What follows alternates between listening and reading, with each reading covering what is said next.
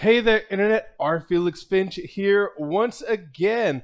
It's unlucky number 13, unless you count the introductory episode, then there's 14. But you know what? No, we don't count the intro, we don't count the pilot, we don't count the description, we count the actual episodes. And this is Season 1, Episode 13 of Underground Lucha Things. And on this episode, we cover the episode Johnny Mundo versus the Machine. They're getting really uncreative here with the names. I can already tell you what's coming up ahead, but you know what? I'm not alone. In fact, I'm joined on the journey by somebody because I never watched this when it was being released. No. In fact, this is my first time experiencing these. I may or may not have watched this episode today as we record it, but you know who's seen this before? My friend, the wonderful Angie FN from Midcard Mana. Angie, how you doing? I am good. Thank you again for having me. Yeah, thank you for being here. I love having you. And this episode is from February 4th, 2015. And, you know, like I said, this title is really uncreative. So we'll just get past that and go directly into the beginning where we get Son of Havoc with Ivelisse versus Angelico. By the way, Ivelisse cuts a promo at the beginning, but is this the first time they've referred to her as Son of Havoc's girlfriend? Because I think they've alluded to it a whole bunch, but it's never been outright stated. Okay, yeah, that's what I was thinking, because I remember there being allusions to it. But, yeah, I thought that was weird that they actually mentioned that. But Angelico comes out, and it's kind of cool to hear Colonel De Beers get a shout-out here. Because Angelico's from South Africa, which I was unaware of. But oh yeah. But yeah, those knees, by the way, that Angelico throws, those things are intense. And it's kind of interesting, though, seeing Son of Havoc being able to pull off power moves against the significantly taller Angelico. Well, yeah, but Angelico's also much thinner, honestly. So Angelico, when he is in ring, I think, to me, the reason why his knees and a lot of his offensive moves look so impactful is, and this is going to sound weird, but it's because his body looks so sharp and pointy. It does. He's a very skinny guy, especially when you look at him now in All Elite Wrestling, right? He's with Jack Evans, and his whole thing is he comes out to the ring, right, is the whole shaking off the whole thing, but he looks really just thin and angular. He's like a razor. Yeah, actually. So I think that's why a lot of his moves like that look really hard, because you know he's very pointy. Well, pointy or not, late in the match, Son of Havoc accidentally knocks Ivelisse off of the apron, and that allows Angelico to get the win. So interesting that Angelico's getting ahead here. You know, just when we thought that perhaps Son of Havoc, I keep wanting to call him M-Dog. Just when we think Son of Havoc's starting to gain momentum, get taken a little bit more seriously. You know, the last time I believe we saw him was in Aztec Warfare. And he was able to get a really cool, like, saunter out to the ring entrance. And he had a pretty good showing. He lasted longer than Ivelisse did in the match. So here we thought he was moving on up, and then Angelico comes in and takes him back down. Yeah, and we get next Johnny Mundo in Dario's House. Speaking of not seeing someone since Aztec Warfare, Johnny Mundo, I didn't realize until he mentioned it, had not been there since Aztec Warfare. And he's glad that they could just get together and move along, be professional, and that tonight he is going to main event against Cage. The Machine. The Machine, yes. The titular Machine in Johnny Mundo versus the Machine. Johnny Mundo versus the Machine. So I'll be honest, I totally saw that coming. But up next, we have Famous B versus Pentagon Jr. And we get a video package here. And you remember that Dojo's video package with a weird voiceover?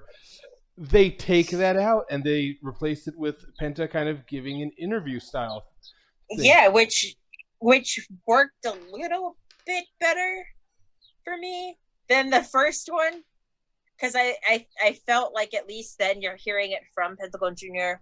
about how he mixes both the Japanese style as well as lucha libre, and it to me felt a little bit more personal and explained sort of his not only difference in style but difference in aesthetic, because how he's dressed compared to a lot of other luchadors is noticeably different. Yeah. So I thought that was cool. It was an improvement for me. It was an improvement. It looked much better. And this is a squash. This is a very short squash that ends via submission, with Penta taking it to the extreme after he gets Famous B to tap out by separating his shoulder. Just pulling it with all his force. We cut to Cueto in a prison cell. That jail cell he's been in at the end of some of these shows. And he's talking to a mystery person, though we can tell he was clearly lying to Leather Lady last episode, because he says that she's looking for him, and it's time for Matanza. Did I get it right? Yeah. Is it yes. Matanza? Yes. Yeah. So it's again a little bit. It's a little clear that someone's in there, and they have a really big shadow. So I don't know who this is. So I'm very much looking forward to finding out, because they're teasing me. They're giving me a little bit of these mysteries. Give me this good dramatic shit. It's a lot of things. I mean, who knows who it could possibly be? There's a lot of people that have come and gone in Lucha Underground, right?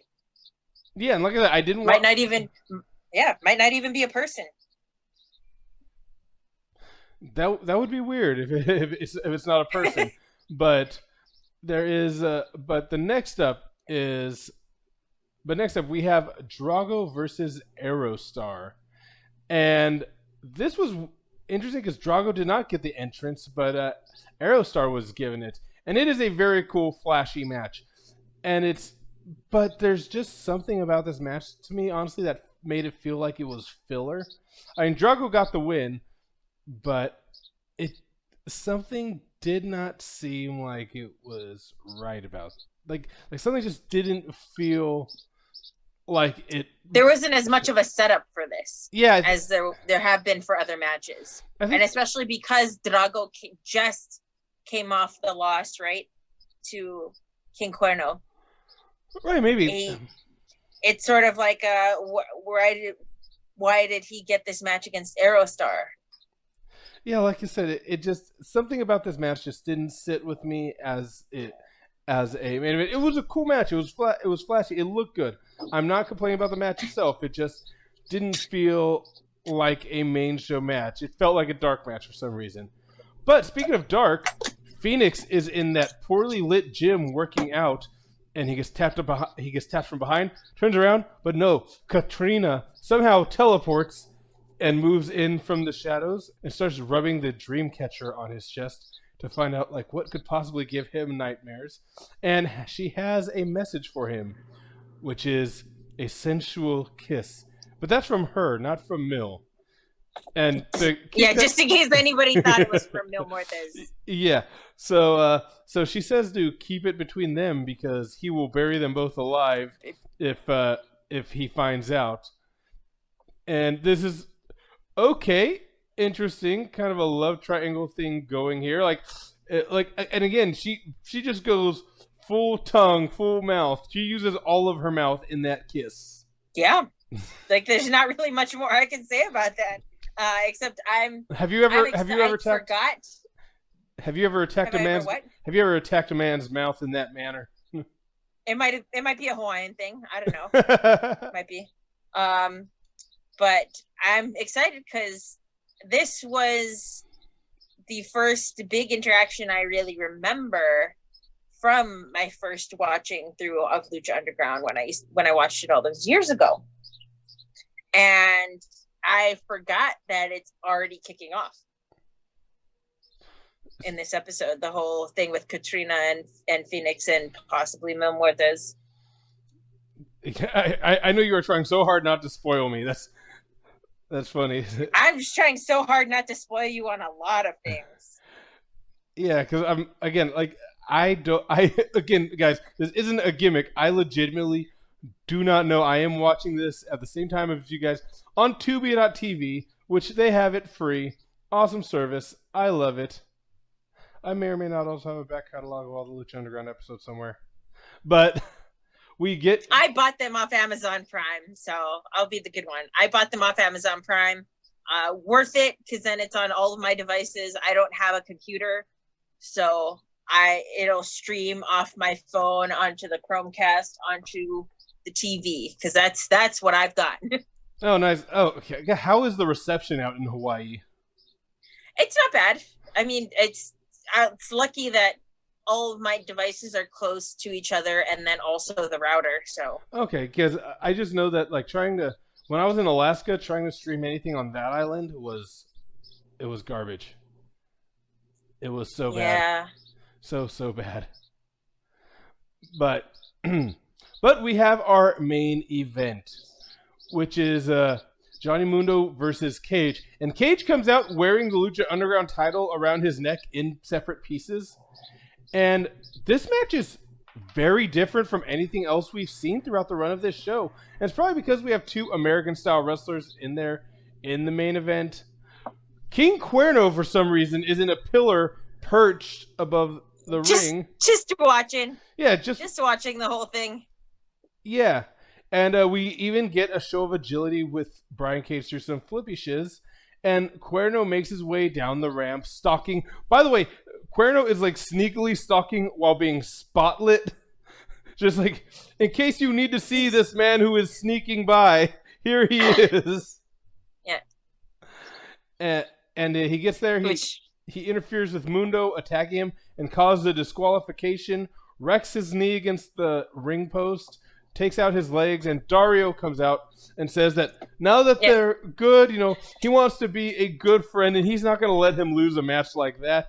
He will just when you thought it was over. Yeah, Dario's like, nah, we're friends now, so I can't allow you to go out like that, dog. You know what I'm going to do for you? I'm gonna restart this match for you, so you don't go down looking like a chump. You're welcome, buddy. Dario Cueto may be the greatest heel authority figure in the history of wrestling. He's great. He's got such a good he gives such good face with it too. That's the thing that really sells me on it. He just gives such good face with all of the things he does. Yeah, it is amazing. And when Cage comes back in, he targets the legs of Johnny Mundo. Johnny Mundo trying to put up a fight, but the problem is with Mundo's offense, anytime he kicks a Cage, that hurts him too. Anytime he lands on his legs, that hurts him. And Johnny gets a hair of hope, but Cage gets the win. Yeah. And again, cool, but this match also ends on a shocking note. Like this, I had no idea was going to happen. I had no idea this guy was even in Lucha Underground. But Dario's on the phone trying to get the mystery woman taken care of, it seems. And he's interrupted by a guy named Alberto El Patron, the former Del Rio, former WWE champion. I love the way he introduced himself. He's like, my name is Alberto. But he winks, but you already knew that. Yeah, I loved that. And it's terrible because Del Rio Patron, whatever name he goes by, he's a trash human being. But I have to say he was a really good performer. Yeah. So it's a pretty big disparity. You've got to you have to send or ask yourself the question if you're willing to separate the art from the artist there, or the artist from the real life person. Yeah, that is for those who don't know, just look him up under his real name, and it's for something within the past month. It's not good at all. And that's all I'm going to say on that. It's like, for the sake of the show, though, I feel like narratively we're going to have to acknowledge him. So it was, like I said. There's no way to not. Yeah. Especially moving forward. Yeah, I assume he's going to be a major part. But like I said, I love that was something that was not spoiled for me. No idea. So I could just imagine back when this was still like this was probably like right after his release. Like this was It's pretty soon after, yeah. yeah, and he just shows up in this televised product, something totally different. That would have been huge for me. So I commend the way they've been ending some of these episodes with just a little bit of extra story or a little bit of something extra to send you home gasping. I loved it. I wanted to ask because I don't think we talked about it during that segment that we talked about Dario talking about the mystery woman. He says her name. Oh, I must have missed it. What was her name? Black Lotus. Black Lotus. Yep. Okay, so let's see. The White Lotus has Uncle Iroh. The Red Lotus has Zahir. Oh wait, is she not a bender? Damn it! You don't know that yet. You don't know that yet. Don't know. So don't write anything off yet. But yeah. So he says that she calls herself the Black Lotus. Oh, I missed that. Yeah. So wow. I have that specifically in my notes because then I was like, finally I can call her Black Lotus because I've been trying not to this whole time.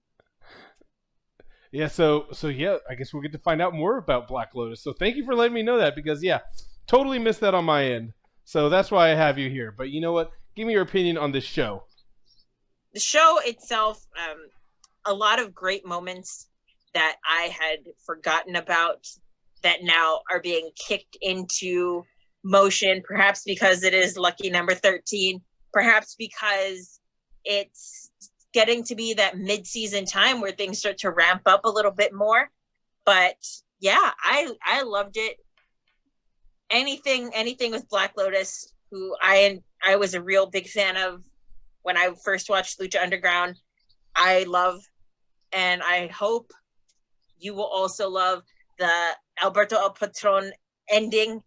Is a really nice touch. Very good wink and nod to how big of a deal he was back then to wrestling as a part of Lucha Libre. So I thought this whole episode was done really well. Made Dario look both scheming as well as genuinely worried about what this Black Lotus might come to unleash or to do. So lots of good storyline things going on here. Yeah, and you know what? I'm going to agree with that because, like, I even mentioned, like, some of the matches just I didn't have my heart in it. Drago versus Aerostar, flashy, but felt like it didn't have much substance. Famous B versus Pentagon was a squash, and it was a showcase for Pentagon, of course. Yeah, so there wasn't a lot to be excited on the matches, but they more than made up for that on story. I am intrigued on some of these mysteries going around. Why does Katrina suddenly have a heart-on for Phoenix? Why does what is Black Lotus? Who is Matanza? I'm gonna learn that name eventually. And again, I'm not Googling any of these because I want to be surprised. I want to slowly find out. I have people that I want to interview for this show that I have not interviewed yet because they haven't shown up yet. Like, I know that they're in this show. I don't know when they arrive in the show. So I don't know who they are quite. So I'm very curious to see how this all plays out. They're planting seeds and making me watch for something other than wrestling. And I think that's the key to any successful product because wrestling isn't wrestling. But you know what, Angie? Let everybody know where they can find you. All right. So I am part of two Hawaii-based internet wrestling talk show things, I guess you could say. First one is Mid-Card Mana. It is myself and my tag team partner, Sam Killer, the wrestling connoisseur. We have a couple other people here and there that pop in, but it's pretty much just the two of us all the time. And we talk about a lot of wrestling current events, tying it back to history of wrestling. I do unboxing videos for the Pro Wrestling Crate. A lot more current stuff like that. And the second show I'm part of is Valley Isle Collective Ringside, where it's me and a bunch of guys from Maui. We talk a lot more about some of the funnier aspects of wrestling, whether it be our favorite finisher, our favorite promo.